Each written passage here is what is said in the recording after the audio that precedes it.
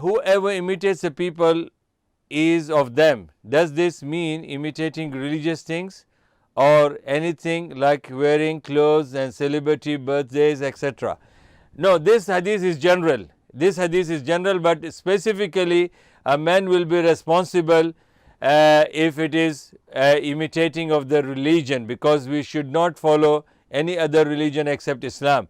Allah subhanahu wa ta'ala has said that inna ad-deena inda Allah al-Islam, the religion in the sight of Allah is Islam.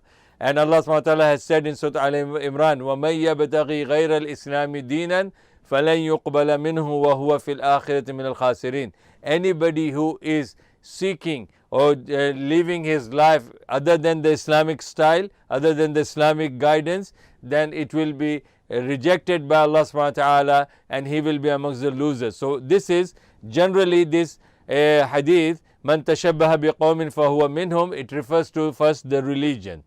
Any religious act that is imitated or brought into the religion of Islam from other religion, that's totally haram, and a person will become that. But when it comes to the cultural practice, like birthdays is a cultural thing. Now it is not a part of religion. People are taking it as a, even those modern Muslims, so-called modern Muslims, they do it and they have got nothing to do with Islam. But at the same time, we have to be, look behind the things, how we do. We have a mixing, we have a music. Our women are, adorning themselves like, subhanallah. Those are the ones who are mentioned in the Sahih Bukhari, that Rasulullah went to the Mi'raj and he saw that some women with their metal nails scratching their faces.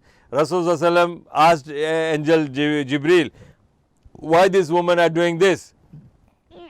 So Angel Jibreel alayhi salam told him that these were the women who were adorning themselves to look beautiful, to seek that attention of the opposite sex. So these are the mixing gatherings, celebration, music, songs, and extravagance and money spending. All these kind of things can be used for good causes. Subhanallah, those people who are celebrating birthdays, they might be having some relatives who are widows. They might be having some relatives who are orphans. They might be having some relatives who are poor in their living style.